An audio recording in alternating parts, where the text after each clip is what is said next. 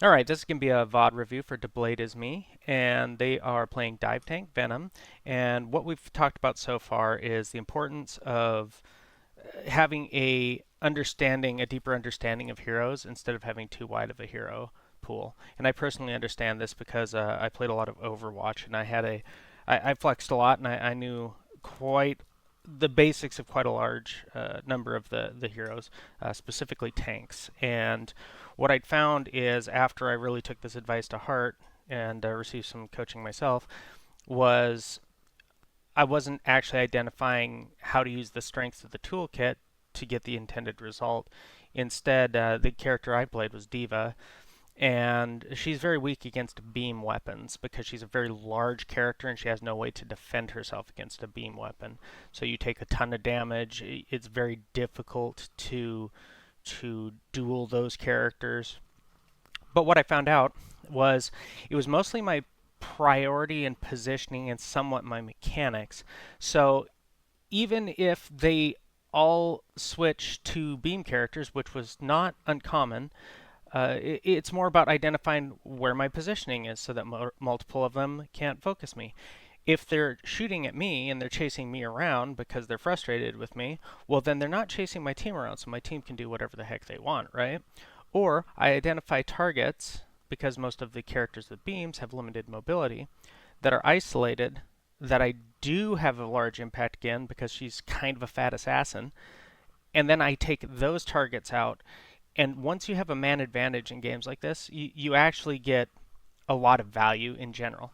But anything you can do, especially as a dive tank, since we're talking about Venom, to have the enemy reacting to you is them not reacting to your team, right? So, a great example is there's a Moon Knight who's just cleaving your team up, right? Well, at that point, if he's the one that's carrying and the supports are too difficult to access, but you see Moon Knight is by himself on a rooftop, as Venom, you can go in and slam that guy and just get him to bugger off and be busy with you. That way he's not building his 30-second Moon Knight ult and just haunting you every single time you want to play the game, right? And that forces a support to assist him unless you're going to eliminate him, right? Because Venom into Moon Knight, he's going to have a lot of trouble dealing enough damage to kill you, like, uh, let alone like do significant damage to you before you can leave if you want to, or get him. He's a blimp, right? He's pretty easy to dive. He's pretty easy to shoot. He doesn't get away relatively easily, right? And every time he's shooting you, that's like, maybe 50, 100 damage into you. But if it's into you, it's like not 250, 300 damage building his ult into your team where he could also get lucky and just blow somebody up, right? So that's how you get value in an off tank. You don't, or an off tank or a dive tank, depending on your team comp, right? Getting attention is one of the reasons that I'm not going to rant too much, but like the performance-based matchmaking is absolutely garbage. If you have 3 people chasing you around as an off tank or a dive tank, your job is done. Like, if your team can't win a 5 versus 3, yeah, GG, go next, right? Okay? Because if you're going in at the right time and you have 3 people trying to deal with you and the rest of your team cannot somehow come up with an ability to win that fight, yes, there might be other things we can do to impact it, but you're getting so much value. You've basically taken 3 members of the enemy team out of the game, right? And that's not even you doing anything. Let's say they have a cloak and dagger, and you get her to blow her fade, her heal bubble, her damage amp, all on herself, or all on herself and the other support. That's hundreds and hundreds of healing that's not going into the front line, right? By doing that and just having her throw her bubble at you and having the other healer turn around, even if it's for like 5 seconds, you've just prevented the enemy team from receiving hundreds or thousands of healing in some situations because they're looking at you, right? You've now done an effective amount of damage to their front line as they are spending to keep themselves alive. That's huge. Supports in this game and healing is so strong that like that value is just, it cannot be understated, that it just doesn't show up on the scoreboard, right? You can carry entire games from that. The other thing dive tanks can do is they can go in with their flankers. So a Black Panther or a Spider-Man, if you see them setting up, if you go in just before them and the enemy team blows all their cooldowns on you, well, it's not likely until higher ranks that you're going to blow up if every single person on the enemy team throws your cooldowns at Venom with your literal 1,800 hit points, right? So then the Black Panther comes in. They have no CC. They have no stuns. They've used half their ammunition. They're all freaking out around you, looking at you, so they're not even looking at him. And he gets the time of his life zipping around like a kitty on cocaine, right? So dive tanks get value in a lot of ways, and identifying how you win in various conditions is how you actually carry on them. And it's not by getting eliminations. Eliminations help when you can get them. They're great, but we have to make sure that that's having an impact on the game, right? If I'm chasing the invisible woman around in their spawn, but their Moon Knight is still shredding my entire team, yeah, sure, maybe I'm camping her, maybe I'm farming someone else, but my win condition isn't that. That's why we're losing fights. My win condition, to stick with the Moon Knight example, is stopping that guy from cleaving our entire team and getting his ult every 5 seconds, destroying our ultimate economy, right? And this is how people can have SVP every game and wonder why they're losing. Well, the things that they're doing, sure, they're padding their stats, they're getting eliminations, but they don't matter, because at the end of the day, it's getting the objective from point A to point B, right?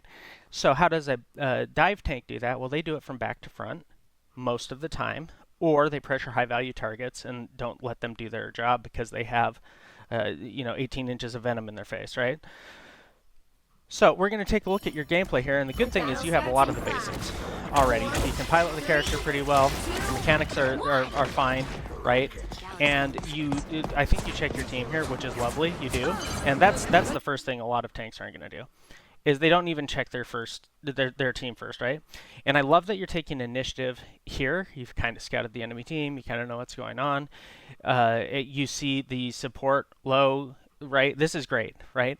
Because now you have initiative. That's another thing. It's on the timing aspect of things. Do you want to play reactive when the front line locks up and the fighting begins, or do you want to play proactive and make them deal with you? A lot of games that you feel help us, especially as a shield tank, are going to be because you're not being aggressive enough. So what happens is you're always reactive, which means the enemy team gets to spread out and do whatever they want to you because they don't need to respect you and your damage. If you get the opportunity to move first, well, their supports have to deal with you. Someone on their DPS has to deal with you, or you're in their face, right? So they can't just do whatever they want. So this Iron Man doesn't get to sit up here just for free with no retaliation, right, from your team, because now, as you go in, look at what we've got. Right? Look, you've now got the full and complete attention of 3 people. Your Spider-Man has now wrecked this person. Their invisible woman has now used her jump and is not healing, right? And this is because you had amazing timing. That guy gets removed, right? You scouted your team. You saw that it was fine. You guys just get to delete that person for absolute free, right? You had to use your E skill. I also love the fact that I don't believe you used your grapple there, that you just came in from high ground and have on cooldown. Right? This is fine. I also love how you'll brawl with her just a little bit, but you don't chase her. Now, what do we do here? Okay? We check her cooldowns. All right. We basically have 5 or 6 seconds to see if we can get work done or get into a better position here. This is tickle damage. It's not doing anything. I'd climb up here and get ready to rinse and repeat. Just slam this back line again, right? Get their attention. Because you're never going to kill a double-pocketed Emma, right? Especially with your team comp. You just literally don't have the DPS to actually kill her through her support cooldowns. Like outside of really extreme circumstances. So right here, I'd be climbing up. Yep, perfect. You're already doing it here. Maybe just a little sooner. Because see, now, because we weren't just a little sooner, we can't control how this guy plays, right? We can maybe make call-outs saying, like, I'm going to dive again in 3 seconds, but we can't order this guy around or he's going to get tilted. We can't tell him to wait. What we can do is say what we're going to do, though. That won't tilt him, right?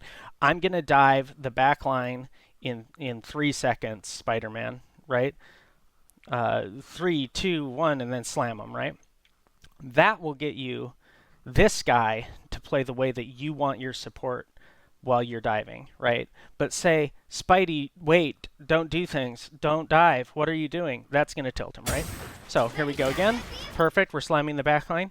And again, look at this. You guys are just doing it. And then we use our thing, and we get out. Now, as you go up in ranks, and we talked about the passivity of like Emma and how you didn't necessarily find them engaging. This is where Emma gets to make big decisions, right? So this Emma is doing actually nothing right here, shooting this, right? Usually frontline tanks aren't going to peel. However, you're 3 feet from her. If her grab was up, she waits for you to slam, waits for you to get low, and then when she thinks you're about to grip out, then she grabs you, then she kicks you into the wall. There's a high likelihood that she's going to interrupt your grab. You have no cooldowns, because if your grab gets interrupted, your swing, it goes on cooldown, then you explode and die, right? So that's how you play dive tanks, and that's a thing that Angela players aren't doing right now. That's why they complain about all the CC, is they're not picking the right targets, and they're not making sure that those targets, they're not respecting the tools that those targets have, right? They're not tracking Emma's grab. They're not tracking like what Bucky's paying attention to, or if they're going just on Bucky or everyone. They're not paying attention to where Invisible Woman is, because Invisible Woman can really mess up an Angela, right? So those are things you have to consider on dive tanks in general, right? So we jump in, which is great. We jump out, we're fine. Getting healed up. I don't mind poking here. Don't mind poking here. Maybe cross the angle here, right? You're getting pocket, right? You could cross the angle from the opposite side here. That way if Emma wants to go on you, she has to cross your team. Or, yet again, rinse and repeat. Get up here. I don't mind you poking here. This is okay though, because we're still applying some kind of pressure. Now what do we do? Okay, so now we got to use our grapple to get in, right? This isn't deep enough, right? This is not deep enough, and this is where dive tanks. Because what ends up happening here is you walk forwards. This is bad. And this is where the difference between good off tanks or dive tanks, I call them off tanks as in Overwatch. Dive tanks were often also off tanks. You'd run the equivalent of Venom and Doctor Strange, right? That would be kind of a traditional Overwatch 1 combination. So what we're doing here, though, is we're not really accomplishing anything, right? They're still all shooting here, and this is the concept of space. And I'm going to zoom out, right? Space is the areas in which your team controls, right? So I don't have Epic Pen up or installed, right? But if we imagine the tanks, right, the main tanks, in this case it's going to be Emma, to make it simple, Emma and Emma, they have made a line. This line is dividing the map in half for the space that your characters are allowed to move freely in and do whatever they want to, right? Your goal is to invade the enemy space, the enemy area where they control, and push this objective all the way to the end. But what we're doing here is we're allowing them to use the space that they control to focus all of their damage, all of their healing, all of their shooting into one small area, this one choke point, right? So because of that, they get all of this value just cleaving damage, just spamming Iron Man damage, right? Just healing and AoE cleaving the heals and damage, right? So instead, what would be better is if we had walked through them, because we can do that safely as Venom. And this is how dive tanks tank from back to front. Because now these people have to turn around, or I start causing really big problems. They have to turn around, which means that now there's only these people here, and now these people are looking here. So suddenly we've split that attention so that it can't all be in one direction, right? Because if it's not, we'll get elims on these people. Or, at worst, we'll force cooldowns out of these people, right? So that Cloak and Dagger here can't use their bubble on a big group, right? And get lots of value on it. Now, they goof, right? And you guys are able to focus them down. But that's more of a mistake on their part, and it likely would have been significantly easier if you were just sitting here poking these guys, because remember, as Venom, we don't do tons of spike damage, and spike damage is kind of what kills people in this game. But we can threaten and kill these guys back here in the back, right? So by having these people, you know, this bubble heals for like 55 a second, right? If we're doing, we'll say 50 damage per second to her, because that's how much damage we do, and she wastes the bubble on her effectively to the rest of their team. If there's 2 people in here, we're already doing 100 DPS because they don't have the bubble, and then we're doing 50 DPS here, so now we're doing 150 DPS, and then this person's also distracted, so they're not healing, so let's add another. So suddenly we're doing 300 effective damage per second to their team because these people are using their cooldowns on themselves. They're only healing themselves. They're turned around. That's way more than you're going to get tickling Emma as the big tickle monster, right? Now, like I said, they goofed up, but it would have been better if you dived into the back here. And still, here. Nah, whatever. If your team can't kill that, whatever. Especially because if these 2 are healing it, they get less and less opportunities to get it low, right? Psylocke can be evasive if she has cooldowns, and yet again, she's hard to hit for you. Just walk these guys down. Walk these guys down. It's easy. See? Look. All this damage that you're doing to her doesn't matter, right? But if you were behind, she wouldn't be getting that healing, right?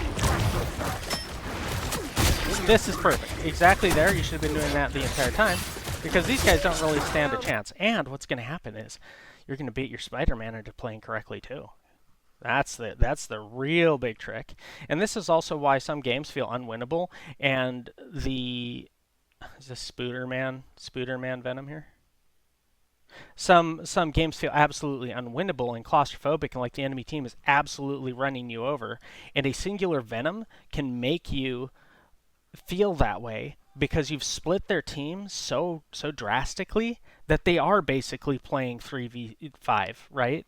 That they are overwhelmed. Or you and a Spider-Man absolutely just delete somebody, and then you absolutely delete the other person, but you're also behind them. It's just claustrophobic. That's how tanks feel. Oh gosh, I'm not getting any heals. I'm not getting any support. Yeah, well, yeah, you're probably not, because they're getting absolutely blasted. How to deal with that as a tank is the subject of another video, but like this is how that carrying happens, right? This is how dive tanks carry games, and they're really fun. And Venom is just such a great character for doing that. Now, Psylocke shreds you, so you have to respect it, because Psylocke does do quite a bit of damage. And coming back here is good. When you can, coming back to your healers and letting them heal you up is a big advantage, because it builds them all charge. But you have to be careful as Blade. You do often want to get health packs, because you, like I said, don't want to be in front of your team, right? But with your huge stack of hit points, as long as they don't have other things that are critical to heal, if they're healing you, that's super great, because they're going to get a lot of ult charge off of you. So try to find a support as an advanced thing if you have the opportunity and they're not busy. Have one of your supports heal you. Now, this is a little spooky, right? This is spooky because you're the only one fighting, and it's a bunch of them. And if you look, this is kind of a goofy spot, right? This looks kind of bad from here, right? So there's blue on all sides, and they're all looking at you, right? This is scary, and this could be improved. I don't even mind you trying to hold this attention here at this rank, because they're not going to punish you. You do need to be aware in higher ranks, they're going to. Emma's going to grab you, and all of them are going to shoot you, and because you used your grapple, it's very likely that you're going to either take critical damage or just get eliminated. But what you can do, instead, you land here, and where your mistake on this dive, if you wanted to do this dive, is you move up, right? You move back into the middle of the enemy team.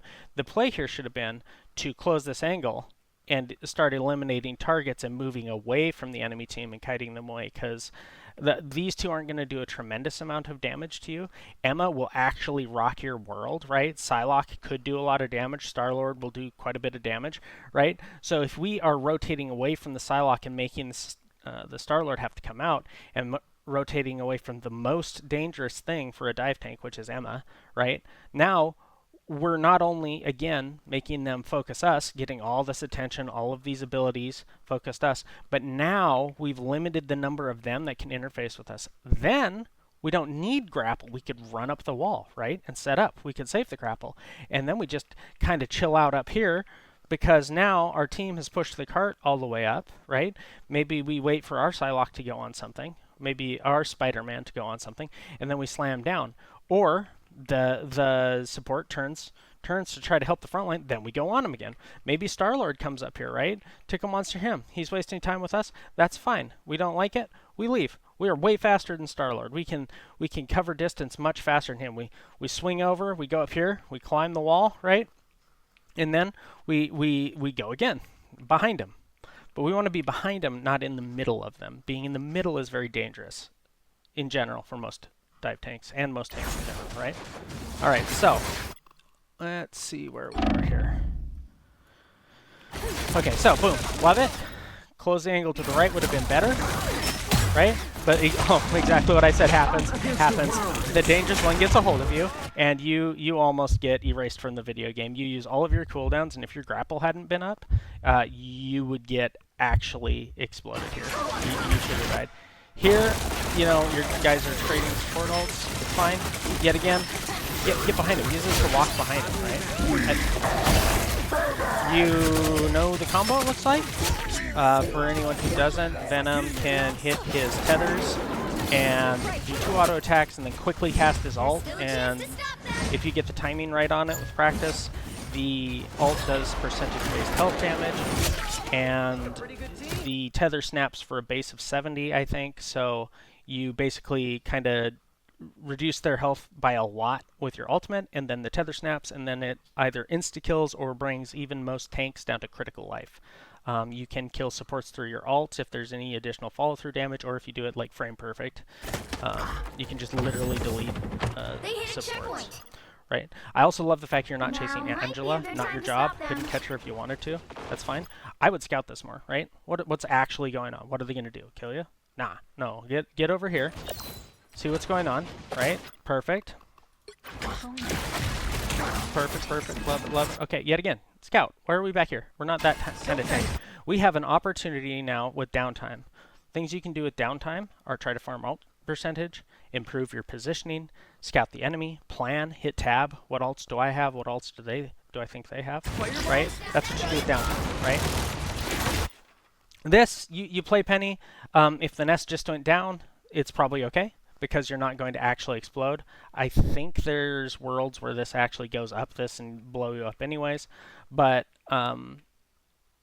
this isn't the worst, right? This is okay, especially because your Psylocke's here. And then, as a dive tank, one of the things that can make your life much easier is watching your DPS to see what they're doing and what they're going in. So I don't mind this so much. The PENI nests are annoying. This is an okay time to at least do damage to it, so if she recasts at the cooldowns there, Angela tries to troll you off the thing, and this is where, you know, cooldown management comes in important, because you don't have your shift, right? Whereas if you'd staged, right, if you just climbed up the wall and continued to keep scouting, then you'd have your cooldowns off. You could have slammed here and not had to use your grapple, right? But we had to because we were kind of like not scouting. Now, the further you troll them and keep them back here without dying, the further you keep them separated, the more the cart pushes, right? You could get 7 elims here, and it wouldn't matter if there's one person on the cart. And that's how you get those big SVP numbers players, because they get all these elims and stuff, right? But the Captain America has been dancing on the cart the entire time and it hasn't moved, right? So they haven't taken all this elim power that they have and actually converted it into anything that helps. Remember, at the end of the day, every elimination, every ability, every ult that you're using is to get that cart from there to there to there, right? So if you're not accomplishing that with what you're doing in one way or another, you're not actually winning the game. And that's where the difference between really high ranked players and like low ranked players is low ranked players are both obsessed and not obsessed with the objective at the same time. they will suicide to get onto the cart or on the king of the hill to get onto point because they need to cap the objective, but they won't win the fight, right?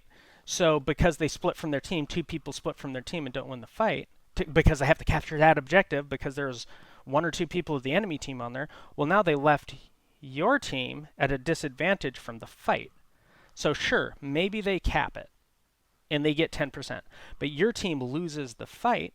The enemy team comes in, right? And then they recapture the point and you got your 10%, but now they're at 30% and your team is staggered out. Right? And you might be at other disadvantages. Maybe your team is not good at retaking, right?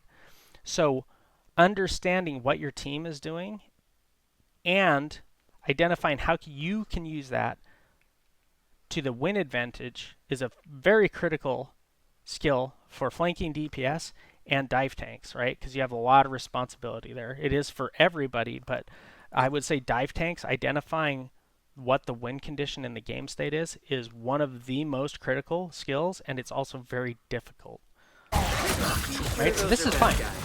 Every second they are duping with you people here is a second they're not pushing that cart, right? Every time Angela charges you, it's a second or a charge she's not putting on one of your other players, and your supports are pushing the cart. Now, we need to remember that both of our supports, it should generally be one, generally be a support. Both of them shouldn't be on here. One of them should probably be up here closer to you to support this. But as long as at least one person is pushing this, you don't need any more, right? Because you're going to push the cart way farther if you hold them here and fight in this choke point like you're doing. You're going to push the cart way farther than if you had 4 people stacked on it right here and the enemy team got to right here, right? Because it would move faster, but like the enemy team is going to get here and they're going to contest it, right? So that this attention pulling is great. The fact that you guys got Invisible Woman ultimate out here is just absolutely wonderful. This is a great play on your Psylocke, and she only followed up because you were there. And yeah, you got moved by Angela. It's fine, happens. Like there's things you could have done, maybe position differently. Right? Because dive tanks are about the big decisions, about the big game. They're not about one-off mistakes, right? This is a mistake. I can already tell. The fact that you're looking at the point is a mistake. You cannot do anything about her unless she's fighting in a group. You can tickle her. What do you think is going to be more beneficial? You going on her, or you rinsing and repeating what you just did, preventing the mines from stacking up, tickling that, and getting attention from all of these people? What's more likely to happen here in this exact scenario? Psylocke is 1v3ing and going to explode because she's 1v3ing. Or anything, even if you get Angela, then what happens? Well, now you're down your Psylocke, right? Now the enemy team stacks here, right?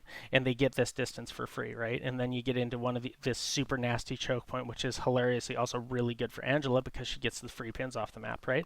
So this is not your job. This is in no way your job. Your supports, if they cannot help each other against one Angela, it's really unlikely that you're going to have made the difference anyways. And at this point, we want to just control this right now until our teammate gets back, right? You'll keep them alive better. You'll keep your team alive better by having 3 people shooting at you while it's safe to make them do so for soon, than you will trying to deal damage to the one Angela who likely gets away anyways. There we go, right? So, and now we get to take a whole bunch of damage. We didn't do anything to her. And now, because we weren't already here, we now have to use our cooldowns to get out, and because we use our cooldowns to get out, they're going to lock up the point right here, right? Right? So now we're in a pickle. Now we have to wait for our cooldowns, right? We have to hope that this jackass doesn't get lucky and cleave our entire team and instantly kill somebody because they took another chunk of spam damage, like our Loki, right? Or our Spider-Man. Whereas if we were here and we'd been careful and we played our life well, and maybe we go, there's a health pack over here. Well, we drop to that health pack, right? Or we jump up to the high ground, right, and take even less damage, and we just try to take as little damage as possible and have as many people of us shooting this. This starts to look much better for us, right? But now it doesn't look super great. Yeah, that's fine. Angela thing, right? It happens. Okay, so let's talk about Angela really quick. I've played a boatload of her. I'm like just got to plat playing. I have like a 75% win rate, spamming mostly just Angela because of the things I'm telling you to do on Venom. It's more touchy on Angela because she's much more squishy. She doesn't have any room for forgiveness in what she's doing, because if you mess up and you get netted by PENI and there are one or two people looking at you, you can explode instantly. How Angela works is she builds up her little meter by flying forwards. This meter in the center here. When it's full, it goes yellow.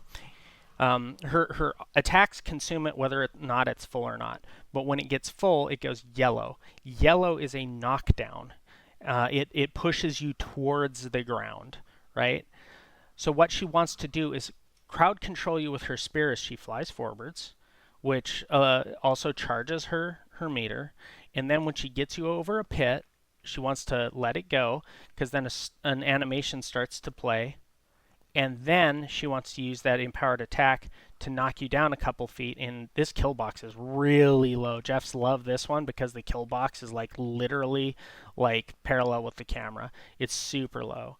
So it's very easy for her to get you here. So you either have to make it hard for her to push you in, or if you're Venom, you have to wait for the auto attack. Because if you do the grapple before she does the empowered auto attack, you get knocked down regardless. It interrupts the grapple, and then you're just going to die anyway. So the first thing to do is not be in there. You'll generally have to be forced to play on this side of the point against an Angela and look for her. And then the second part is you have to know that that's how that works, and she's going to boop you down. So it's going to be much more difficult for her to boop you from here or here, right? Because she uses a lot of fuel to push you that far, right? So she's also doesn't have as good angles or as easy access. There's a lot of junk in the way for her to do it, right? So that's why being behind there would have been better, and why the goof you made was so far in the past. I knew this was a goof. I previewed this just briefly, but I knew you'd made a goof back then, right? Because you just weren't getting value, right? And this is, again, what I'm talking about when people switch characters because they're frustrated and they don't feel like anything's working. Like, it's often that they just don't quite understand, like, why. So they go to the next easiest thing, whether it's a less mechanically intensive character, or whether it's a character that naturally has a better matchup into the enemy team, right? So, like, if there's a good Star-Lord or Psylocke or Spider-Man on the flank, right? Well, they go Namor. You know why? Because Namor auto wins the matchup for them at their skill level, because Spider-Man or Psylocke might not know how to play around a Namor. So basically you've got a catch-22 where they wouldn't know how to deal with the Psylocke on whatever, we'll say Punisher. They don't know how to play against the Psylocke as Punisher. So instead of learning that, which that's not a favored matchup for Psylocke unless she gets the drop on you, it's an equal matchup, right?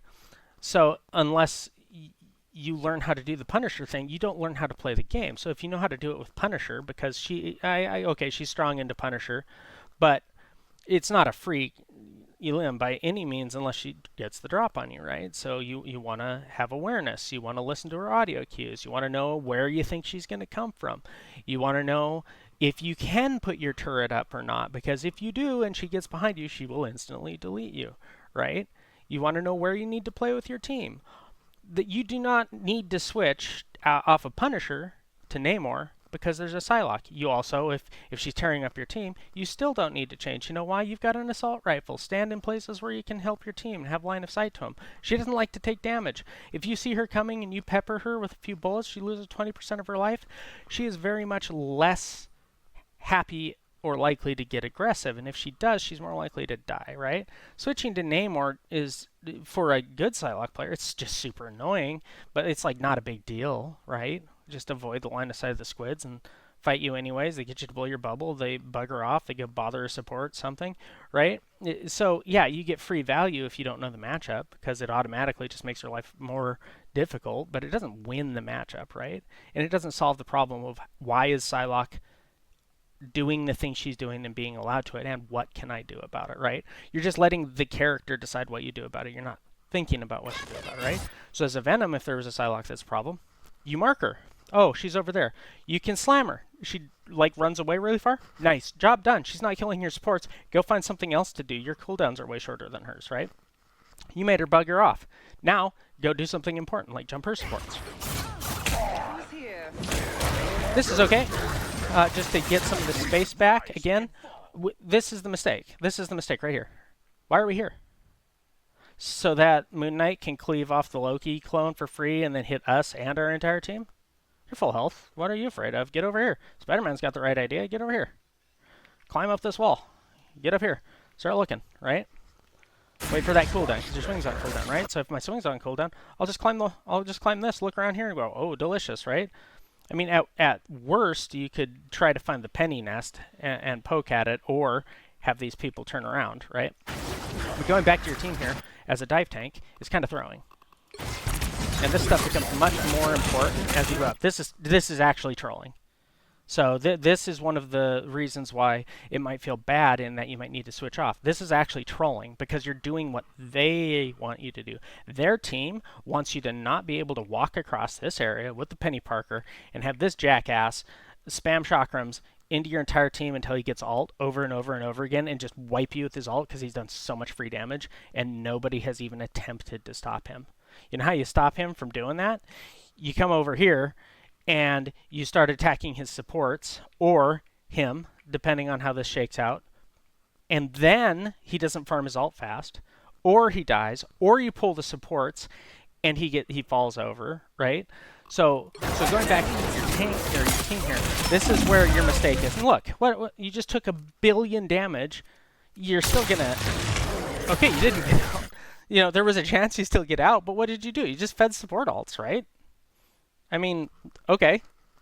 So if you're going to do that, do it from over here. So at least you split the team difference, and Moon Knight's looking at you and not your team. Hell, you could jump up here. I use this thing all the time. This thing is great for flankers and dive tanks because not everybody can get up here to interact with you. And look, you're pulling their attention looking here. You're tickling the Moon Knight. Dude, Venom's auto attack range is actually ridiculous for his base attack. Let's see if there's an example of it here. Yeah. It's actually wild what his auto attack range is. And if you go into the practice range, like look at this. He's not even at max range, bro. Look at this. That goes a little further. Like from up here, from like right here, you can attack Invisible Woman. I don't know if you know that. It's actually wild, the range on his auto attack. You might be able to hit the nest from right here. Maybe. Right? So do that. Do exactly this from up here. Split their attention. Get on the off angle. For every person that's shooting here, they're not shooting your team. For every person not shooting your team, they're not getting free damage or gonna get the elimination on your team. That's what tanks do. Tanks can absorb attention from multiple people without falling over. No other characters can do that for any realistic or important amount of time. Tanks can do that. That's what their specialty is. So get up here. You know, the supports. Okay, they're still ignoring you. Fine, slam the supports. I need more attention. Right? So even if he's farming, you've done what you can there, right? Like, if your team continues to walk into Moon Knight spam because you can't get to him because Penny Parker has her nest here and there's her entire team, but you've got both of the supports occupied and maybe the Star-Lord, that still is a net positive for your team and more likely to win than doing this, right? Right? This just isn't doing anything. Here, what would I do? I'd roll out right now. I'd roll out. I see where they're kind of poking. I'd get up here instantly. First thing I'd do. That's what I would do. I would swing, like grab here, YOLO swing here. If I really needed the slam to make sure I ended in cover, maybe. And then I'd come up here and I'd start looking to be annoying right away, right? After I was sure that there wasn't somebody up here or here. If I saw somebody up here, then I would have to make a new decision, right? But my first instinct would be to clear this choke. Perfect. Okay, you know what? This is great. You know why? You're not going to save him from that. Angela's not a big threat. You have one turned on you, but we need to get more, right? So we need to slam somewhere over here, probably here, away from the Penny disaster, like immediately, right? This is fine. Problem is you lost almost all of your hit points just to the PENI nest, and that's rough. That's why this character is so frustrating, because there's not a lot you can do. Now, imagine if you went in with Spider-Man or Star-Lord here at the same time, right? And you got this guy. And I don't fault you for not knowing where Star-Lord is, right? Because it's a lot to keep track of in the moment, and as you play more, you'll have a better 360 understanding of where you are. But if you and Star-Lord went in on this guy at the same time, right? That's going to be a pretty big pick, right? Here you go. So paying attention to what your Star-Lord and Spider-Man are and playing off of them is really good. Now, Venom's ult does not give you health or invulnerability. It does actually have some, you are CC immune, but it doesn't give you extra health or invulnerability until you bite, and then it gives you bonus health based on the amount of damage you've done. So if you go in as Venom and you get low, you have to use your E before you use your ultimate, because there's a chance you'll explode. So you have to be very careful to walk that line if you're going to do it. This fight is now devolved, and we need to ask ourselves, how are we going to get value? Honestly, instead of shooting her, yep, shoot that. Now what do I need to do to get value? I need to find the supports, because otherwise this is going to just sustain forever. And you know what? They win that one because your Cloak and Dagger got pinned off. You can't do anything about that, right? I'm not going to go over that again, see what we could have done different, because there's other things to go over, and I don't want to take all of them. Again. Okay, now this is way too far, right? By the time you get to where you're going, and this is why dive tanks take a lot of game knowledge and practice. By the time you get to where you're going, these people will have been fighting for like 10 seconds without you. So you might as well be dead in the spawn room. That's the problem with that one, right? If you want to go on a flank, just throw yourself onto the flank. The timing's okay, right? Your team is walking around, right?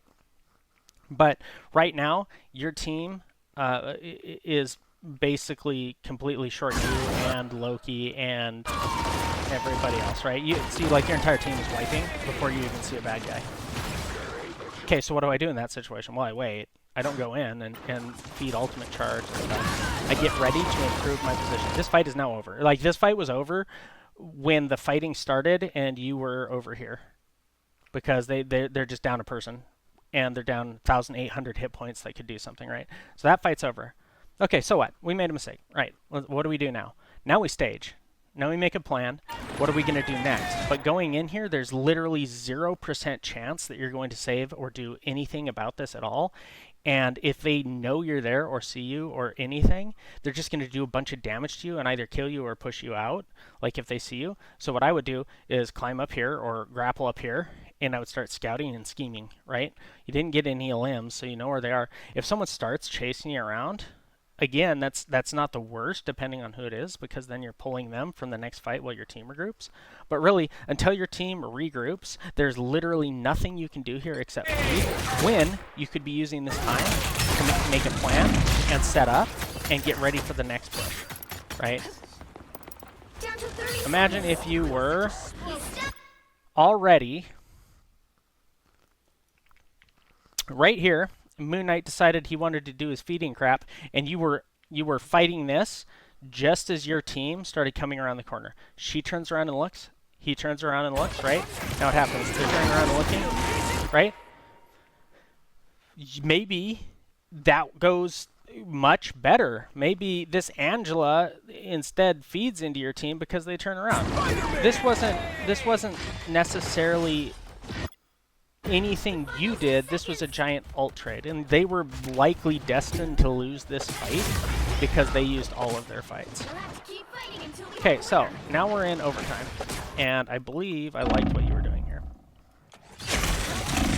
I did. So this is making space. This is legitimately making space. Again, you walked kind of into the enemy team. Like, if you're gonna fight this guy, like, back into his team isn't great. I mean, if you're going to fight this guy, there's a health pack here, and you're going to have to reset behind them, but it's going to make more pressure, and you're more likely to not die than if you try to get out through the middle of the entire enemy team, right? This is an awkward spot, and you probably went too deep, right, to put yourself into a position to take that much damage. But the idea of just giving them a speed bump lets you push the cart more. Now, dying for it is rough, right? If you die here, which you do not. You should have, but you don't. Dying there would be rough, because then you'd be down. You got away with it? All right. Just understand that it was risky and why it was risky, right? Okay, and this is fine. This is going to devolve into a Trickle Fest, Stagger Fest. Now, it is not your job to stay on the point. It is Emma's job, or a DPS or a support, depending. Supports are generally the last people that be on, because they can give infinite life, and you want to be very difficult to stop from healing, especially in overtime. A tank like Emma is pretty okay, but it would be better if it was a DPS, because Emma can be up here, making it hard for them to get to your DPS and then to your supports, right? Because you're in their face. So your Spider-Man should be like over here, doing Spider-Man stuff. You are fine. This is fine. Getting that nest out of the way is huge, right? You shouldn't back up here. There's no reason to back up here. You can do nothing from back here, but if you can keep badgering these people and making them turn around with your Spider-Man, that's good. That's great. Doing back here is just, you're not going to stop that, so why are you even looking at it, right? Stop this right here. This right here. She's not going to do nearly any damage to you. You really don't care about Penny Parker at all. The only thing you care about her is her net. So imagine if you were on Penny Parker this entire time, right? Okay, that wears off. I have my shift, right? This Moon Knight's just going to shred your entire team, by the way. That's why another reason you need to be here, right? So I use my tethers, and I do this, but I did it before the entire enemy team walked around the corner. And that's where she's going to get a lot of value. I don't remember what happens, but I'm assuming Moon Knight just leaves the entire team. Yeah, and they get forced off. Okay, fine. Remember, another thing that people get hung up on is, oh no, you didn't touch, oh, the last... They always remember the last thing that happened, the last fight that went wrong, the last bad decision that somebody made. They don't realize that it's been a sequence of mistakes that every single person has made that have allowed the events to get to where the end is, right? And they forget that these maps, the closer you get to each point, the more difficult it becomes to attack, at minimum, because the spawn distance is usually much closer and the choke points are much more favored for people defending than attacking, right? It's not that you didn't push it to the very end of the map that means you lose. No, it means that the more you push it, the larger your advantage is, because the more opportunities you have then to stop it from being pushed, or vice versa. The further back you stop it, the less you have to push it to win. And we're fighting a clock, right? This is the objective. Pushing it further is the goal, not to the end. So if you ever get it even to the first corner, it's not a lost game. Shoot, you couldn't push it past the first corner. Why do you think they can, right? It's about who pushes it further. And people get so discouraged just because they didn't push it to the end. It's just don't worry about that. And if somebody else on your team is worrying about that, just know that you're not going to change your mental, but like that's not something to get all upset about, right? Right. Everything we do is to get this as far as possible. All right, let's look at Penny. I can't speak a lot on Penny Parker because I don't play her. She's a specialist hero if you want to play her at higher skill levels. First thing I would suggest to you is look at a nest guide. There's several out there. I believe one of the #1 pennies, his name is Cringe Alarm. There's a couple really high-ranking pennies that have done a couple guides as to where to put these things. There's also like silent mine shenanigans where if you like stand right here and you aim at that tip of the building slightly to the left, it's just like Counter-Strike grenades, and you chuck, you can actually throw mines without them being able to hear, and they'll land like right here. They'll walk out the door and you'll get a bunch of ult charge and 1 free elim. So I don't know specifically where to set Penny stuff up, but what I do know is that you have a tendency to play behind this guy, and way behind her, and sometimes behind them. And you have 900 hit points or so, right? And you're regenerating life and generating overhealth on your nest, right? So we want to make sure we're using those, like, to be aggressive and to make it so that it's difficult for them to have easy, free access to our team while managing our health. And how do we do that? Well, using our big body is kind of part of it, but also using corners, right? So I see already the problem with this nest is it's not tucked in here enough, but the problem is then they can shoot it from here. Or when their DPS, which should be on an off angle, can shoot it from here. So I'm not a PENI expert. I don't know. I do know most of them set it up around this area because it's very strong and very difficult to get to, and their goal is to hold that choke. Maybe this is just preliminary. I can't speak to it.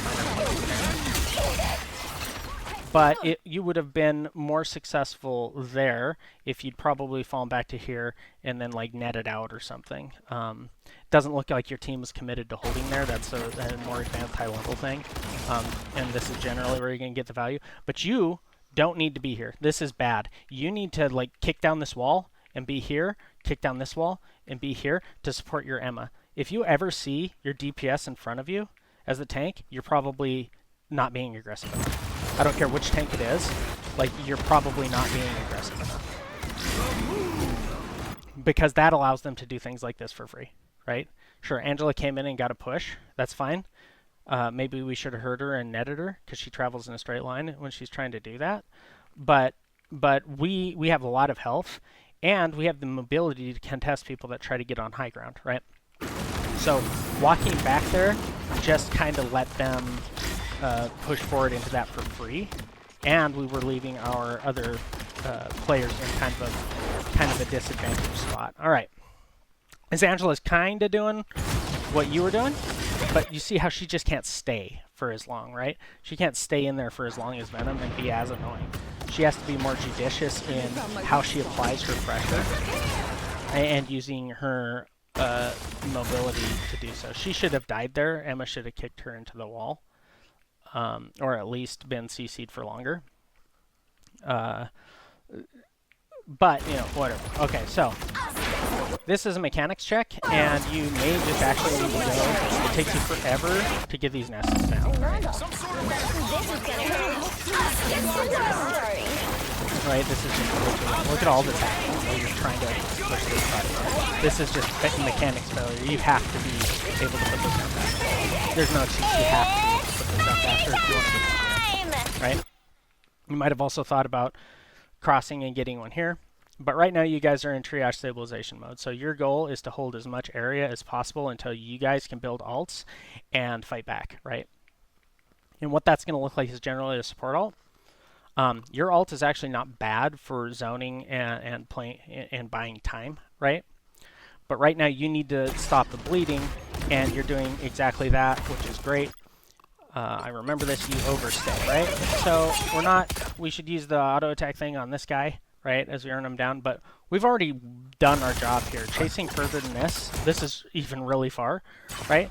Chasing further than this is kind of throwing, right? We could have been beating on this guy and booping him around the entire time. After we got these guys to here, we can come back, and then just before it ends, we can reset and get, you know, further back to our team. Instead, we well overstay, and under no circumstances should we die. We did our job, but like by the time they were out, like they weren't part of the fight, we did our job. We can come back, get with our team, and set up, right? Dying is like the worst thing you can do, especially as a tank or support, because you are now no longer playing the game. You're leaving it up to your team. You're leaving it up to chance, right? We don't want to do that. We want to have impact because we're the only people who can have impact. So if we're doing things that, you know, reduce our opportunity for impact, maybe you were alive and you could have contested that Star-Lord, been up here and been really annoying, right? Pew, pew, pew, pew, pew, shooting at this Moon Knight, shooting at him, just shooting at him so that he doesn't get free cleaves. God forbid he throws his onk at you like an actual, like, goober, right? He throws his ult at you. Maybe you're in a better angle or position to contest that Star-Lord with your net. I know you shoot at him, which is great. He is not CC immune. If they are, they have a yellow border around their life bar anytime. And we are out of cover in the middle of the room, and that's why we die, right? Granted, likely a lost fight just because they have so many ultimates that you guys don't, because your team hasn't stabilized yet. Your team should die instantly now. Every single person on your team should save everything they've got, and they should die on the cart to stop it and to make your regroup as fast as possible, right?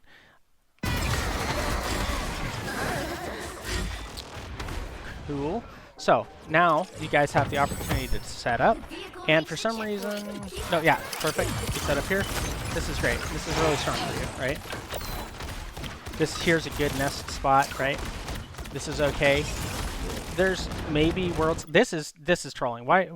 Your entire team is following your lead, maybe over here, and you need to be pinging group up, group up, group up. I guess they weren't quite regrouped, but you're trolling. Why is your Emma here and you're not with her, right? Why are we back here, right? Too late. Like, you should have been up here. She has to walk. You have a grapple. You should have been up here with her somehow, right? Okay, same thing. Like, your Emma's here. Your Mr. Fantastic is here. Sure, throw a net at that. Probably not going to kill it. This is now their responsibility. He should be difficult for her to kill. He's got double pocket. You use all of these hit points to make them not able to also participate in it. Right?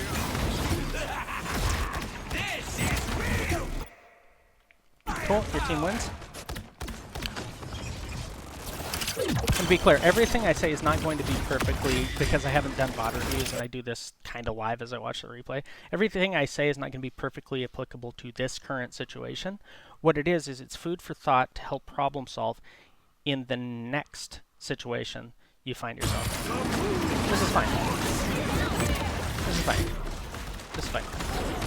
Still fine. Okay. I bet we have nests and stuff that we just needed to throw down. The seed? Yeah, you have one. Okay. And this is okay. Yep. Boom. Yep. 2 donuts are on the point. Fine, this is greedy. It's greedy, but Emma's in. Yeah, perfect. You can score her getting out. Now we need to back up, or at minimum we need to check our team. Well, our team is all the way over here. We cannot sustain the entire enemy team. So like I said, this is staying too long. Yeah, I get it. Going in with your team and everything, he's feeding. So there's a difference between going in with your team and feeding, and sometimes not going in with your team isn't feeding. Emma and him were desperately trying to feed. Yet again, why are we over here? Why are we over here? No. There's a perfectly good wall right here and here giving you infinite hit points, right? Why are we backing up? This is giving space. Our Emma has the right idea, right? So instead of her making her play and kicking this, and then they get to move forward or expand the area that they control, they get to wrap around into new areas. If we were here, we would make that more difficult. Right? This is too far back, right? Again, this is too far back. We don't have access to anything important, right? We want access to the important stuff. We want to have eyes on this stuff. We want to be pecking at it, threatening it to come through, threatening it with... Now, we don't do it from here. We do it from cover. So we manage our life, right? And if Emma's on this side and we think they're coming here, then we get this side, right? But we do not let them just have all that space for free, like here, right? So you need to not worry about Angela. She's not your problem. You can fire a net at her, maybe one pot shot just to try to help people. If your supports aren't standing on your nests, or if she gets a kidnap, unless you net her, there's nothing that's going to happen anyways. And even if you do, unless there's a DPS, she still does have a 350 hit point shield. Your projectiles are hard to hit, right? And she is evasive, and like there's just not much you can do if you whiff the net. And even if you hit it, unless there's a really high DPS or focus fire on her, you're not going to get anything. You know what you could do, though? You could have been marking this guy so that he can't just get over here for free, right?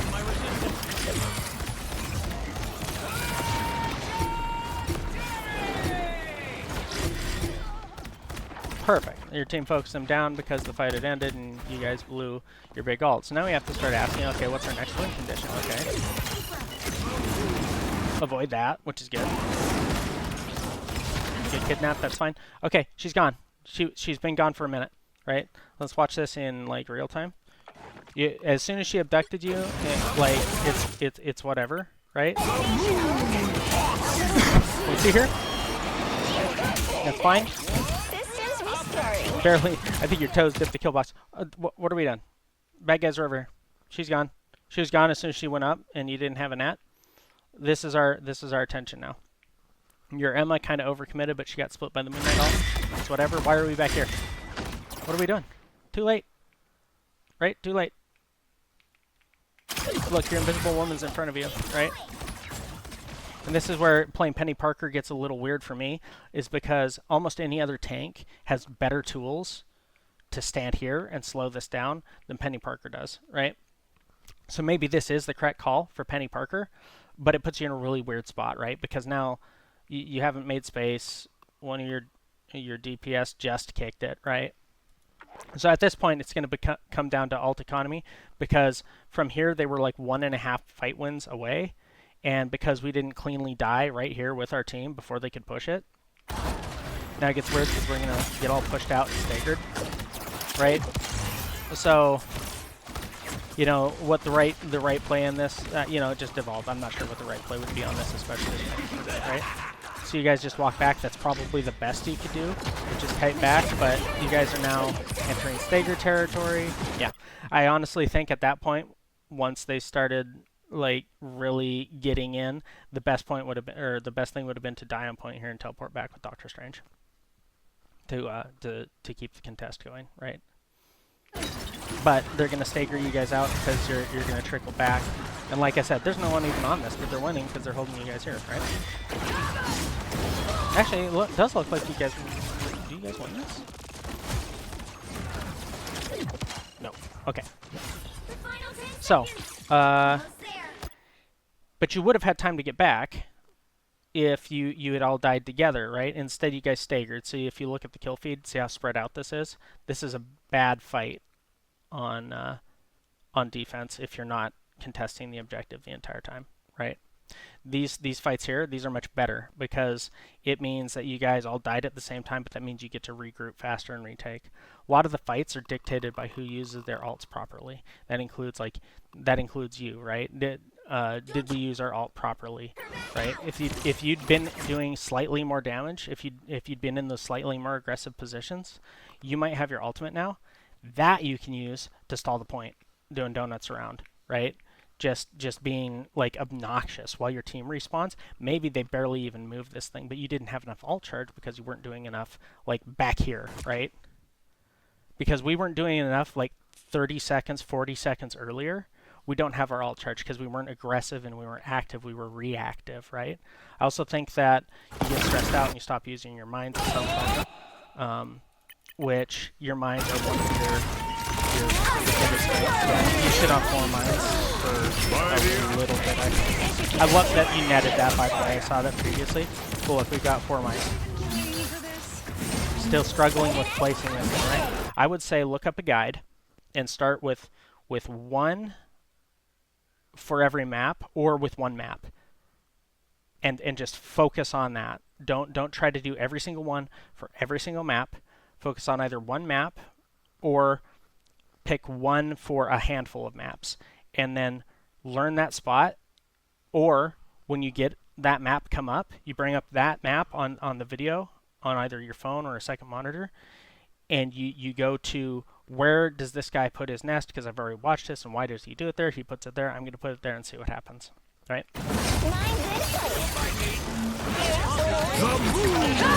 Oh, we've been using it a little bit. Nice. Perfect. Right? That's fine. Okay, so this is part of being aggressive, and this is why Penny is a specialist weird character, that she fits this weird niche of like being a defensive character but not having defensive abilities. Instead of shields, she has mines and spider bots. And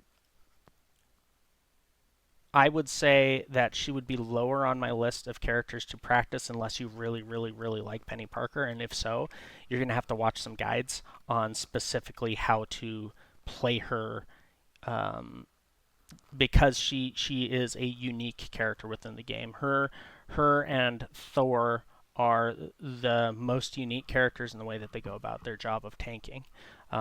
Penny Parker is about area denial, but you have to know how to deny that area, when to deny that area, and when to like use your other tools. Like if there's a Moon Knight up here, as Penny Parker, you can easily get up here and stop him. But the question is, when should you do that? And Emma can't do that, right? Maybe you should do that often. Again, I'm sorry, but I don't know that. Um, but if you really like Penny Parker, she's going to take a. I would watch a number of guides to get a general idea of how you play more and have more impact than just standing on your nest, right? Because a bot can do that. Anyone can just like push abilities down here. It's the decisions that you make, it's the cooldowns that you use, and it's the ways that you make their life difficult that is important as a tank. You need attention from the enemy team. You have a pop gun, and you have mines, and a lot of hit points, and some mobility. So how do you use those tools to stop these people from doing what they want, right? So I hope that's helpful. I might look at another one of yours, depending on what you say. But so for Venom, we learned that we want to be behind the enemy team and have cover. We want to use cover more, even on Venom. That way we split their attention. We want to be aggressive. We want to avoid the front line. If we have downtime, we want to use it to set up, to find valuable targets. Splitting attention is just as good, if not better sometimes, than dealing damage or getting eliminations. And target prioritization, while we're doing that, might change, but in general, it's almost always going to be best to be on either the supports or dealing with somebody, like a Moon Knight, for example, if he were up here by himself, getting on him so he can't just like shoot down onto your team the entire time would prevent him from getting most of his value. So I hope that helps. Please let me know if you have any questions on that. And other than that, you're doing great. You keep practicing with the concepts of dive tanks in mind, and pulling attention and where you can make the impact, and you'll be climbing in no time. It becomes the details at where you're at now, and it comes into getting more value and being more consistent, because it's not a mechanical check now. It's not a 1v1 check now. It's a how do I win the game check. It's how do I help my team get this to the end. So however you do that, that's what the goal is. Good luck.